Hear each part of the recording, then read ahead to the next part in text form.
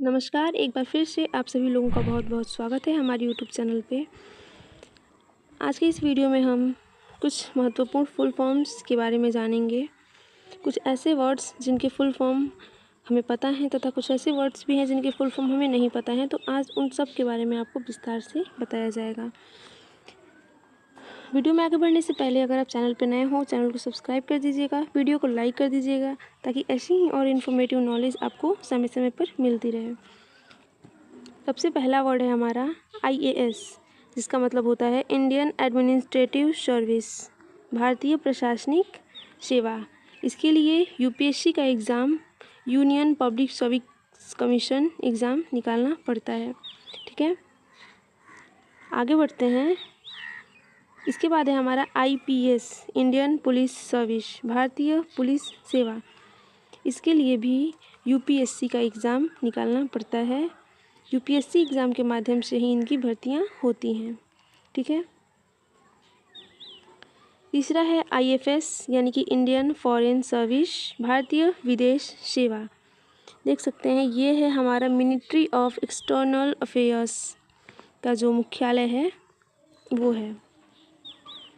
उसके बाद है IRS, it means Indian revenue service, भारतीय राजस्व सेवा, जिसे हम लोग इनकम टैक्स डिपार्टमेंट भी बोलते हैं।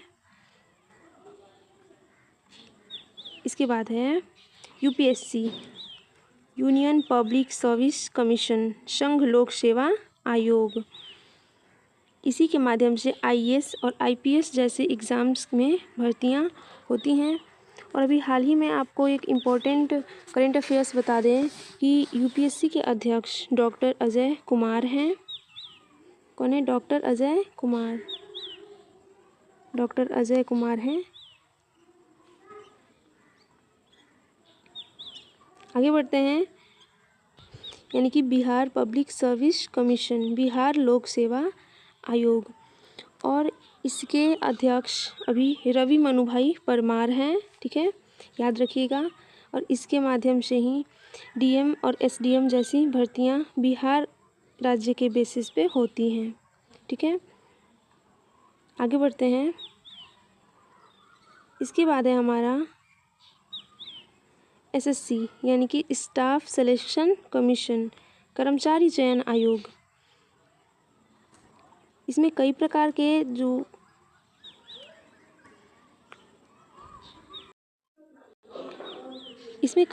के एग्ज़ाम्स कंडक्ट करवाए जाते हैं as like SSC, MTS, CHSL, CGL, जिसके माध्यम से भर्तियां होती हैं। उसके बाद है RRB, जिसका फुल फॉर्म है रेलवे रिक्वायरमेंट बोर्ड, रेलवे भर्ती बोर्ड।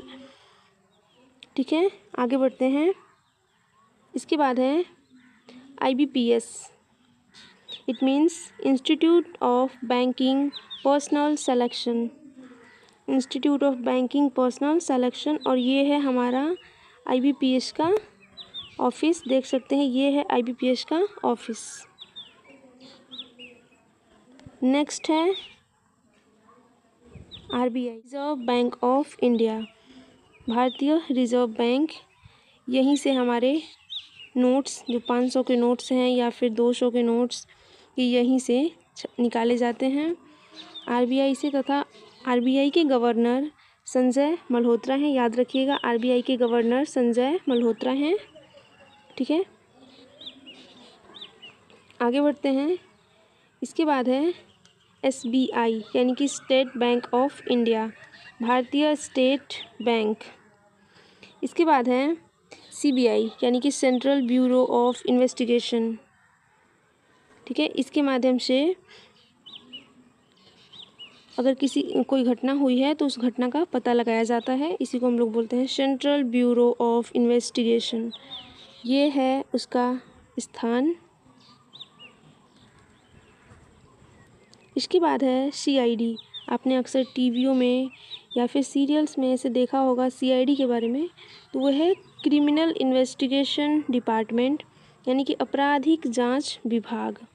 ठीक है, आगे बढ़ते हैं। उसके बाद है CAG, comptroller and auditor general of India, यानी कि भारत के नियंत्रक एवं महालेखा परीक्षक। और इनका कार्य क्या होता है? देखिए, इनकी नियुक्ति राष्ट्रपति द्वारा की जाती है। किसके द्वारा की जाती है? राष्ट्रपति द्वारा इनकी नियुक्ति की जाती है और इनका कार्य होता है केंद्र सरकार और राज्य सरकार के वित्तीय जो खाते हैं उनका ऑडिट अपने पास रखना और वो राष्ट्रपति को भेजना और राष्ट्रपति उसे संसद में पेश करते हैं। तो अभी वर्तमान में हमारे भारत के जो CAG हैं वो हैं के संजय मूर्ति। कौन है? के संजय मूर्ति हैं अभी वर्तमान में हमारे भारत के CAG।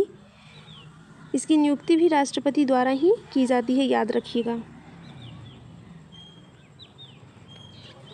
संविधान में, भारतीय संविधान में इनका आर्टिकल 148 से लेकर के 151 तक होता है। ठीक है, चलिए आगे बढ़ते हैं। इसके बाद है CEC यानी कि चीफ इलेक्शन कमिश्नर, मुख्य चुनाव आयुक्त। उसके बाद है ECI election commission of India, भारतीय निर्वाचन आयोग। चलिए इनके विषय में कुछ और चीज़ें जान लेते हैं। देखिए ये है हमारा भारतीय निर्वाचन आयोग यानी कि इलेक्शन कमीशन ऑफ इंडिया। भारतीय निर्वाचन आयोग देश में स्वतंत्र और निष्पक्ष चुनाव कराने के लिए जिम्मेदार होता है। यहीं से चुनावीकरण की प्रक्रिया होती है। मुख्य चुनाव आयुक्त भारत में चुनाव की देखरेख एवं नियंत्रण करते हैं। ओके, आगे बढ़ते हैं।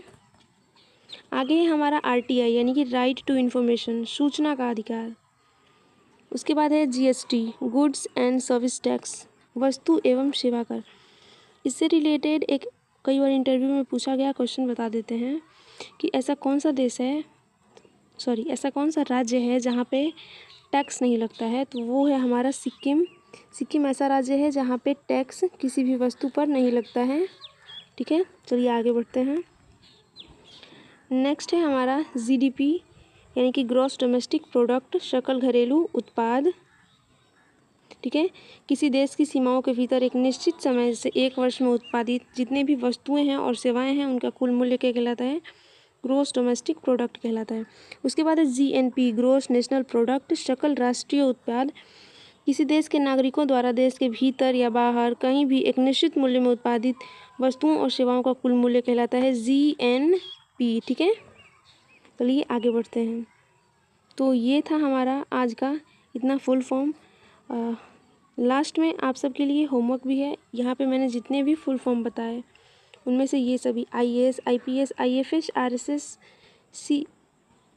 हमने CBI के बारे में नहीं पढ़ा है, CAG, SSC, UPSC, BPSC, GDP, GST तथा RTI, RBI, इन सब के बारे में आपको एक बार रिकॉल कर लेना है, याद कर लेना है और कमेंट बॉक्स में इनमें से 2 यानी कि IAS और IPS दोनों में डिफरेंस बताना है। तो वीडियो को क्लिक करने के लिए बहुत बहुत धन्यवाद। पूरा वीडियो देखने के लिए बहुत बहुत धन्यवाद। अगर आप यहाँ तक आ गए हैं तो सबसे पहले आप वीडियो को लाइक कर दीजिए। चैनल पर नए हो चैनल को सब्सक्राइब कर दीजिए। वीडियो को अपने उन दोस्तों के पास शेयर ज़रूर करिएगा जिन्हें कि इनके बारे में नॉलेज ना हो। ठीक है, बेल आइकन को भी प्रेस कर दीजिएगा ताकि आपको समय समय पर इन्फॉर्मेशन मिलती रहे। मिलते हैं किसी और वीडियो में, तब तक के लिए धन्यवाद।